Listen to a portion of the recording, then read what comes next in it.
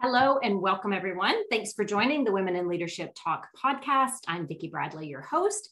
I am super excited today. I have Marc Hull-Jacquin joining me from Shelter Movers. So Marc, welcome. So excited to have you. Thank you so much for having me. Oh, it's a pleasure. It's a pleasure. We have lots to cover today. So before we jump into that, I'd love to give our audience just a little bit of background as to who you are, what you do, your company. You work for an amazing company called Shelter Movers. So I'm just going to give some info on you. So Marc is a passionate social justice leader who founded Shelter Movers while on paternity leave in 2016. So you've been around for a little bit now. That's awesome. In studying gender-based violence in Canada, and Marc was struck by how difficult and dangerous it can be for survivors attempting to leave their abusers.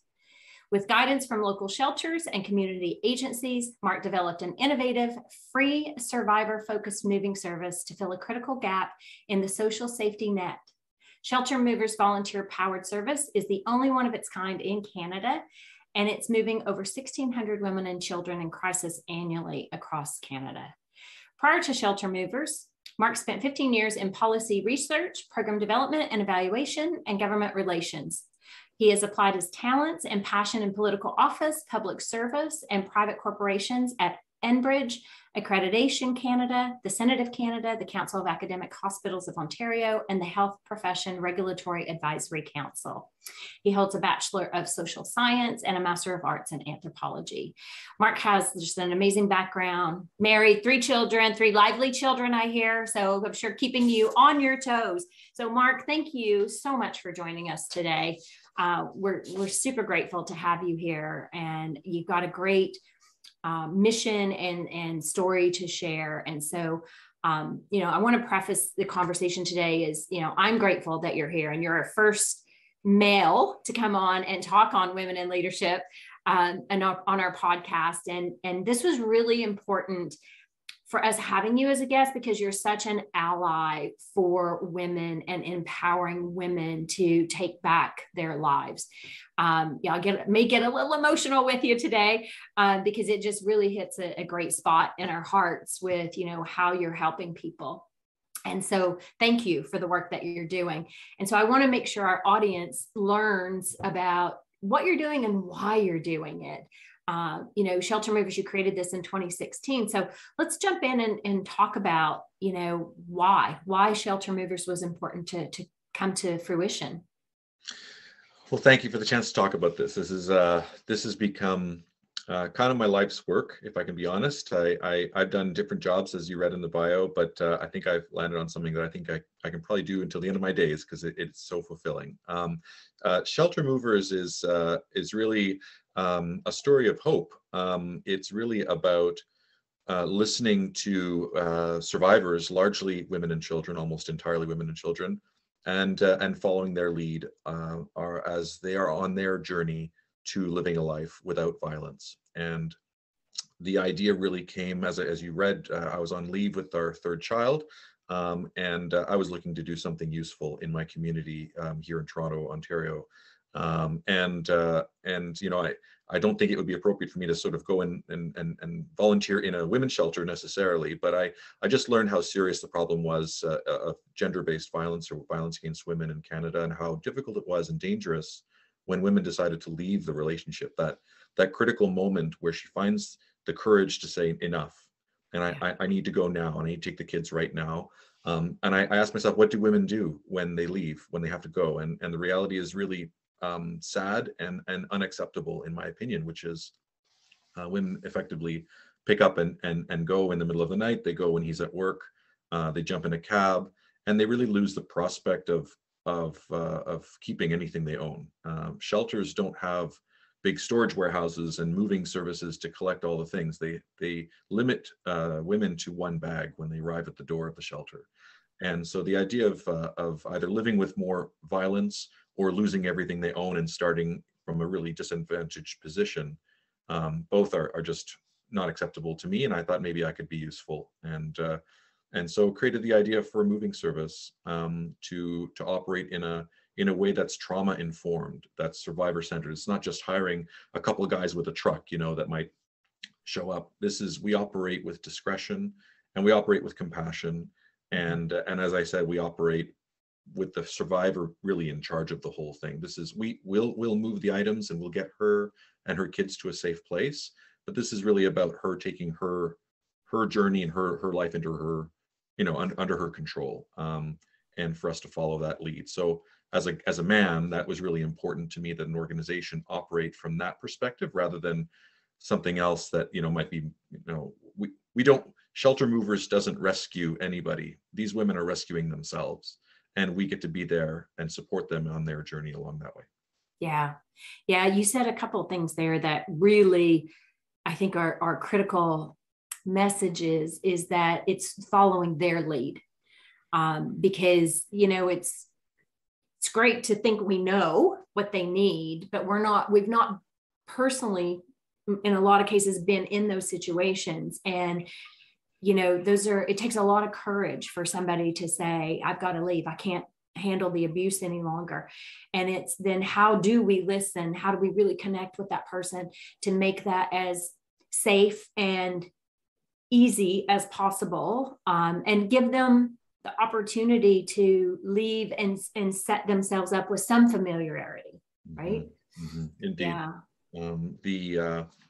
The idea, I came up with the idea in 2016, with the help of a lady by the name of Vicky Sage. Vicky was a manager at a local women's shelter, and I cold called the shelter and said, listen, I've got this idea. I think, surely someone else is doing this, right? And Vicky sort of said, no one's doing this. This is critical. Let's get started. And with her knowledge of what survivors go through, and my knowledge on the other stuff, the logistics and the organizational development and the messaging and marketing to recruit volunteers and the other stuff, we kind of formed this great partnership, and it took off. And now, 6 years later, almost, our birthday's on April 2nd, as a matter of fact. Oh, nice. Yeah. 6 years later, we are in 6 Canadian cities. There's another one on the way. As you said, we're moving 13, 14, 15, 1,600 times per year now, about 120 moves per month, in 6 cities. And the future is very bright for the organization. Sadly, we are needed, and the need continues to increase, actually, for our service. Yeah. And to be contacted by more and more cities across Canada is both encouraging and sad at the same time, that it's so needed.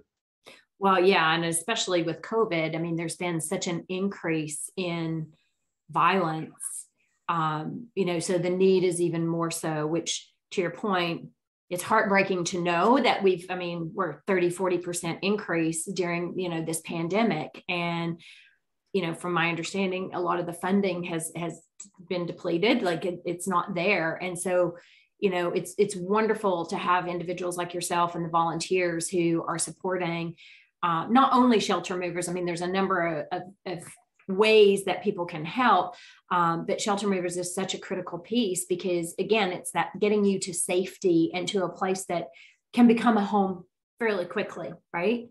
So can we talk a little bit, Marc, about, why often women will go back, or, even recognizing sometimes the signs? I mean, I know you and I had a conversation about this before, and, even the strongest women can sometimes be in situations where, whether it's mental, emotional, or physical abuse takes place. So maybe if you could just share some of that, what you've seen and experienced. Yeah, the stat that we typically go by for that particular matter is the average number of times women return to the abuser is 6. So that's average. Sometimes it's quite a bit more. And so by the time we are serving our clients, she may have already left and gone to live in a women's shelter or a friend's house or a hotel or something, or just gone off 3 or 4 or 5 times previously. And I think that really speaks to the cycle of abuse and the cycle of coercion. Mm-hmm. Abuse needs, it's all about control, and it's about isolation or social, closing the social circle. So mm-hmm. abusers really, part of the messaging of abusers is, you can only be happy or safe with me. You can't trust the outside world. You can't trust your friends or family. I'm your security net, which is obviously completely opposite from the reality. So part of that is the coercion, the control of convincing the woman, the survivor, that she can't really go anywhere else. This is the best place for her and the children. If she believes that, and she leaves once or twice, and life is hard when she gets out there. She's maybe in a shelter, or maybe it's a communal living space where she doesn't have the same privacy as she would, or he may have reduced her ability to manage money or control funds, or maybe not go to school or not get a higher education. So now she's struggling getting a job when she gets out. And she says, you know what? He was right. I can't live on my own. I need him. And he's so sorry also. Abusers very typically apologize profusely and highly manipulative behavior. So it's that combination of, he needs me and I need him. So why am I leaving at all? And so this vicious distortion of reality occurs in her mind and in her heart, and it leads to the return. And in my line of work, the other piece is the risk of poverty and the risk of being in a financially vulnerable position. So to lose everything she has, the fact of the matter is most abusers control the finances as the first level of control. So she may not have access to any of the family finances. So he has all the stuff and all the money. He has control over where they live, and she really has basically nothing, or very, very little. And so whether she likes it or not, the financial reality for some survivors is simply that they feel this overwhelming requirement to go back in order to get access to the funds. So, I'm repeating everything survivors already clearly know, but that speaks to the cycle. And so Shelter Movers tries to intervene. Maybe it's the second time she leaves, and now we have evidence that when she uses our service, she doesn't go back, which is a really important, and that's not only good for her, it's good for her kids. It's good for the young children who need to start healing from the trauma and progressing in their life. Yeah. Well, and it was important for us to share that, I think, because oftentimes you're oblivious, like the average person is oblivious to what's happening. And so it is so important to understand what some of those cycles are and why somebody would go back, right? Because it's easy to step back and say, well, why would you do that? You're being abused. But when you're not living it, you don't necessarily understand what's taking place. And what you shared there is so important is even with the children, because that can start to break the pattern, right? Because when you're in you grow up thinking that that's normal. And so getting them out of that environment helps them to know that, first of all, it's not normal, but it breaks the pattern of how we treat another human being, right? I think also, one of the things that came to light for myself, recently was hearing a very strong woman who was in a relationship that, she goes, I didn't even see, like I was so in love with this person. I didn't even see initially the small things that were taking place, like isolating from family. Oh, we don't need to go there this weekend, and closing that social circle. And then the financial aspect is huge. She happened to be a very successful, female that had her own career, and that person was taking from her, so to speak. And so I think there's many ways that this happens, and it's just the awareness of how we do it. The work that you're doing, though, it's like, what's needed, like from Shelter Movers perspective, how do we help, and what can we do across the country to support initiatives like what you have set up? Well, as I mentioned, Shelter Movers is a moving service and a storage service. So we work on the logistics to help our clients get to a safe place, and to do that, the most important thing we need is the client to contact us and to have the courage and the availability. And so Shelter Movers basically operates by referral. So when women or survivors contact us directly, our first question is, who are you working with? Is there someone in society who's already available? So we receive referrals from mainly women's shelters, emergency shelters, and transition homes. Okay. We work with human trafficking organizations as well, because some women who may be experiencing that need to get to a safe place. And so we get phone calls and emails from women's shelters, nurses, social workers, and they'll sort of say, okay, so we'll call her Mary. Mary needs to get out. She's contacted me. I've been working with her, and she wants to leave in 2 days. And she has this much furniture, and this is where she is, and this is where she's going. And so when we have that basic information, we'll coordinate a move, and to do that, we need volunteers. And so Shelter Movers has about 2,000 humans across the country, from all walks of life, men, women, newcomers, Canadians, academics, labor, everybody, which is also part of our culture, incidentally, that sort of everyone has a role to play in addressing gender-based violence. And so we try to make our volunteers reflective of that. So we'll put a call out to our volunteers and say, there's a move happening in 2 days. It's in this city. Who can sign up? We get a bunch of people respond by within 24 hours or so. Usually there are people, I don't know, they must be sitting on their phones waiting for the email, because they respond right away. Yeah, it is good. And so we form the team, and then depending on the risk level that the client is facing, we may also have other people join. So we tailor the moves to her needs. So maybe English or French might not be her first language, or she's not comfortable. So we might have an interpreter join the move. Maybe she has pets, and maybe he's threatening to hurt the pets if she tries to leave. So we have a pet fostering service that might be brought in to collect a pet with us and get the pet to a safe place. Maybe there's been elevated violence, or there have been weapons in the home, or he has a history of physical violence. We're obviously, safety and security are our top priority. So we will engage either private security. So we have relationships with security firms, and we have corporate sponsors across Canada. And we also have relationships with police. And so if you need police to show up to create a safe space for us to collect her and her belongings, then that's what we do. And knock on wood, we've done thousands of moves now with no incidents. There's a degree of risk to what we do, but we take that very, very seriously. And so we collect a team. We get to her place on the day of the move.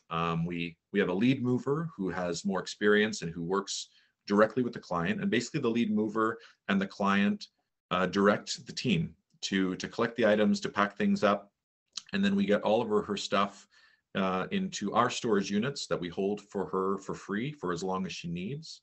And then we get her and the kids to the shelter or the safe place where she needs to go. Wow. That's quite the network. Yeah. It's frankly, the moving, I mean, carrying a heavy couch is not easy, but that's actually not really the hardest part of our job. The hardest part of our job is the coordination of all the people and vehicles and services so that we can respond quickly, reliably, and with the right frame of mind, with that service philosophy, the survivor-centered philosophy that we think is so critical to reminding her of her own power. Yeah, exactly. Yeah, that's so important. And so you mentioned earlier, Mark, that when you have moved someone, typically they don't go back.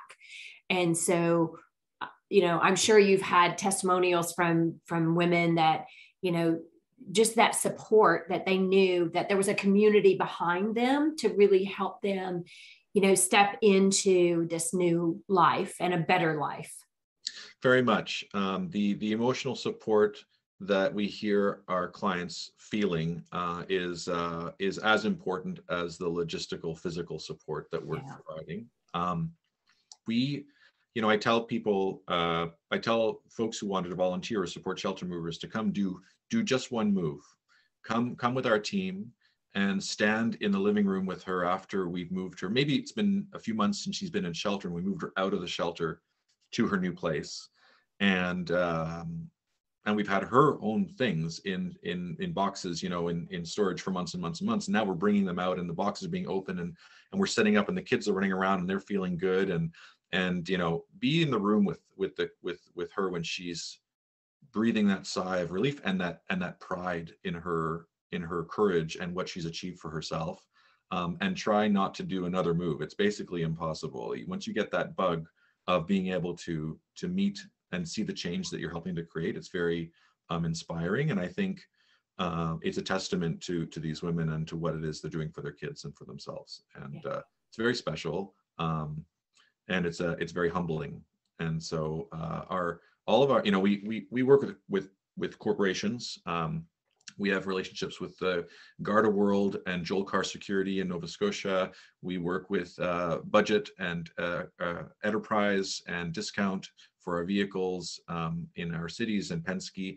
And these are corporations that, they really understand the value of giving back, and they understand the impact their employees can have in the community. And I think Shelter Movers is a little bit unique in that sense, where we look for support. We do receive some grant funding from the government, but we try not to take too much from the public purse. So the public sector has a role, the private sector has a role, and individual Canadians have a role. And when we bring those two groups together, we can do really impressive things. No kidding. Well, it's the whole community, right? So it is, I mean, truly, that's why when I met you, I was so excited, because it is about community and how community comes together to lift up others, right? That are down at the moment. Like, how do we lift them up and help them really integrate into, an empowered life? So let's talk about that for a minute. So you have some corporate sponsors, which is amazing. And how do individuals help? Like, because you're a not-for-profit organization, so it's, funding is difficult, and you're not taking a lot from the government. So it's how do you get that money? Like, I know you have, different things that go on, but maybe just talk about that, because it's so important. So money's my least favorite topic, because we need it so badly. Yes. But it is so critical. So we, because of our corporate relationships, we estimate that it costs Shelter Movers. It's a free service, as I mentioned. So we don't take payment for our service ever. And so to move and store our clients' belongings and have security and all that, it costs us about $230 internally to move that family and retain their belongings in our storage units. And so when we talk about what folks can do, what we need is passion, time, and money. And so our donors understand that when they're donating $230, they're ensuring that one family can get to a safe place. That's $20 a month. That's a few Starbucks coffees. Lunch. That's right. It's a lunch, and it basically helps ensure that a family can really restart their lives on their terms. And so we have a lot of folks who donate that way. We do look for volunteers all the time, and the volunteer experience at Shelter Movers is also very different than other organizations, in the sense that if you're a mover for Shelter Movers, there's no set hours where you have to be somewhere at a certain time. You receive the emails as a volunteer, and when it's convenient for you, you respond and you show up and do the move. So the flexibility, I think, is very, very appealing to people. And then we have, in addition to our moving volunteers, we have a whole administrative structure behind that does, we need people with expertise in marketing and finance, IT, human resources, and then the coordination of the moves in the background. Wow. So every move has a move coordinator, and they're sort of the quarterback, and they're bringing all the pieces together. And during the move, they're available remotely to the lead mover to answer questions and problem solve. So those kinds of like puzzle making people we need as well. And that combination of on the grounds and back office skills make the whole machine work really well. And so it attracts a wide variety of people, because not everybody can, our requirement is to pick up if you can lift 20 pounds, basically you can be a mover. But not everyone can do that, or not everyone wants to do that. We have survivors who volunteered for us in the past, and it's not appropriate for them to go on the move. It's just not a healthy thing for them to do necessarily. So they want to do the back office, and they'll help manage, do marketing for an event, or they'll put on a pub night for somebody and raise some money for the organization. And, if you raise $1,000 in an evening, that's 5 families now who get a fresh start because of that. And so it's, there are lots of different ways to get involved, and I think it has to be meaningful. That's where the passion comes in. We want people who are, we want people who are here to make Canada a safer place for survivors. And I don't have any personal experience with abuse. I didn't have that, but it doesn't mean I can't try to be useful, and it doesn't mean I can't show some empathy for people who might have a different experience. and then just wait for direction, and then use my skills to try to follow that. Yeah, that's beautiful. Well, you clearly have a huge heart, and you're looking for how do you make a difference in the world. And, this is the work that you're doing is so important to, just, again, it's breaking the cycle, changing the story, and, lifting up somebody who's got the courage to say, I'm going to leave. I'm going to go back to the money piece again. Sorry.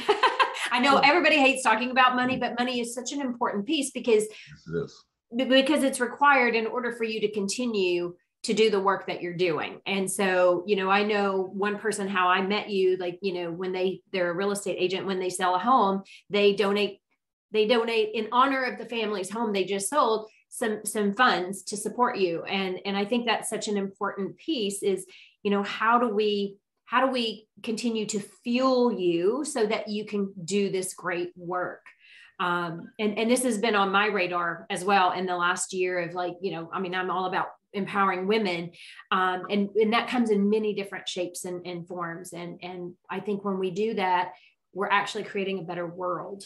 Right. And so, from a money perspective, how would someone donate to you, or how would you, I know you said you do events, but maybe just talk a little bit about that so people know how to do it. Indeed. Yeah. Our website is sheltermovers.com. All the donations can go through sheltermovers.com.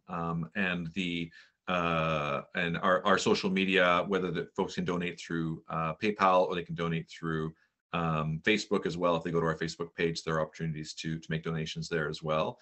We try to make it really easy. Obviously, we're a charitable organization, so we do give tax receipts, and for large donations, that's very attractive. We've also begun receiving donations of securities. So folks who have investment portfolios, and not everyone knows this, but when we make donations of securities, we are not taking on the tax burden of liquidating those assets. So if you were to sell the stock, you're paying capital gains tax. Yes. If they're donating the stocks to us and we liquidate it, we don't pay taxes on, because we're a charity. So it's you can actually give more money by not paying that tax burden. So people who have investment portfolios have been increasingly donating those stocks to us. And that's awesome. Yep. And the other way that we've started encountering is through legacy giving. So people who are planning out their will and estate, thinking about what kind of legacy they want to leave after they moved on, after they passed away, have added shelter movers into that. We've also been identified by the executors of wills who've said, my mother passed away recently, and she didn't tell anyone, but she experienced abuse when she was a young woman. And we think, as part of her estate, that helping women now today avoid what she lived through would be what she wanted, and we want to make a donation to shelter movers in her memory. And that's it doesn't get more real than that. I feel that's helping future generations, as you said. That's breaking the cycle today. I think what appeals to a lot of folks about shelter movers is the importance in our philosophy of creating change now. Our clients don't have time to wait 5 years for legislation to change somewhere, or for some politician to have a change of heart and make this a priority. They need help today, literally today. I was on a move yesterday, and we moved a client out of a space I would not consider fit for living. It was not an acceptable place for a human to live, and she was positive and thrilled to see us, and we got her stuff out, and she's now in a much nicer, cleaner, safer space to live. And there's no replacing that. There's no legislation. There's no, hopes and wishes that will help her. She needed to get out, and so I think the practical, immediate, and lasting impact of shelter movers is appealing to people who want to make a donation that's going to do something very tangible. Yeah. Yeah. That's so, oh my gosh, that's so important. And capitalizing on the now, so that, because they don't have time, because then it is that anger or manipulation or abuse escalates, it puts them in more jeopardy every single day. And so it is critical. And people think sometimes it has to be huge dollar amounts for donation, and it doesn't. It to your point, I love how you broke it down. I mean, it's $20, right? Like, $230 moves an entire family and gets them set up in a safe environment where they can, hopefully thrive instead of looking over their shoulder constantly for what's next. So, Marc, what would you want to share with our audience as, sort of the words that they can go out and do something as some action today? What would you want to share with them? I think, so April 1st is the start of our new fiscal year. And we have our board of directors and our employees and volunteers have come together, and we have a plan for the next 3 years at Shelter Movers. Right now, as you mentioned, we moved about 1,400 families in this fiscal year. We're coming up now to the end of it, and our plan is to effectively triple in size over the next 3 years, because we get phone calls from communities across Canada. And so I guess the first thing to your question, the first thing I'd say is to go to sheltermovers.com and think about what a meaningful donation would be for you as a donor. Think about the $230 number and think how many families fit into your budget to move as soon as possible. And then the second one would be to think about volunteering and giving your time or your skills. And sheltermovers.com is the place to go to just inquire. It's not necessarily to sign up straight away. It's to ask about what role fits best. But as I said, there were 91,000 cases of abuse reported in Canada last year, and we moved 1,400 times. So that's our sandbox. That's where we need to be. If we're going to take this problem seriously, we need to have the capacity to literally move tens of thousands of times, not hundreds of times. We need to grow tenfold at least. And so our goal is to grow threefold at least in the next 3 years. We think that's a reasonable objective, and that means opening in new cities. So we are a national organization, as I mentioned, and we are operating in so I'll just list them out for your that'd be great listeners. So we opened in Greater Toronto. So we operate in Greater Toronto, Ottawa, Vancouver, Halifax and Southern Nova Scotia, Montreal region, and Waterloo region. And so any folks listening to your podcast in those areas should go to sheltermovers.com and click on the city that suits them. We also have a group that's setting up in New Brunswick, in Moncton, New Brunswick, that will likely open later this year. And so as your listeners can tell, we don't have a presence in the prairies right now. And so folks listening from Calgary, Edmonton, Saskatchewan, Manitoba, any part of the prairies might be interested in starting a group that could open a chapter. And so we've been in touch with many different cities now that have representatives who are interested in growing a chapter. And so I'd love to talk to them as well. And they can go to the website and reach out that way too. And then the last way to help is through the business community. So particularly, and we have great men who are definitely allies in the organization, but we are largely women led. Our board of directors is nearly all female. Our senior leadership team is nearly all female. So I guess I'm not only appealing to the men, I'm appealing to women particularly as well, who have small businesses or medium-sized businesses, and this aligns with their values as a corporation. Yeah. And so to make a donation on behalf of the corporation or to have a product partnership with us, we've done that often as well. I think would be good for their business, and it's good for the community. Absolutely. Absolutely. And it's women helping women, right? And it's so important. And sorry, just back to the locations. Do you have something in Vancouver? We do. Okay. Lower Mainland. That's right. Okay. Vancouver, Lower Mainland. That's actually one of our fastest growing chapters, as a matter of fact. Wow. Okay. So that says a lot. So you've shared, a lot of information today on, the need, even when you said 91,000 and you've been able to move 1,400, 1,600, that tells us what the need is. And that need requires human resource, and it requires financial resource, and expertise in, some skills to, especially like from a supply chain and logistics perspective, how to make things happen. So, I'll just recap that with our audience. If you know someone that you should share this podcast with, please do so. Medium and small businesses, large corporations, like we all have a responsibility to create a better world. And Marc, you and your team are doing just phenomenal work, and super grateful that I got to meet you. And, I know we have some plans to do some things together. So, it'll take all of us to make this, really happen. And kudos to you for having the heart and the courage to take this on, because this is a big piece of work to do. So thank you so much for joining us today. I really appreciate it. And again, Marc is at Shelter Movers. Feel free, go on the website, make a donation, share with your friends, let them know how they can get involved to volunteer or to make, even a small donation is a big deal. Get your kids involved, tell the story, so your kids also understand the importance of changing the patterns, changing that abuse. They can do events themselves to raise money, which is a great way to bring, community together. So again, I thank you very much. This is Women in Leadership Talk. We're grateful to have Marc as our first male ally on today.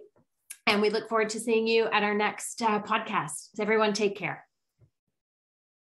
This episode of the Women in Leadership Talk podcast is being sponsored by Bon Hill Events.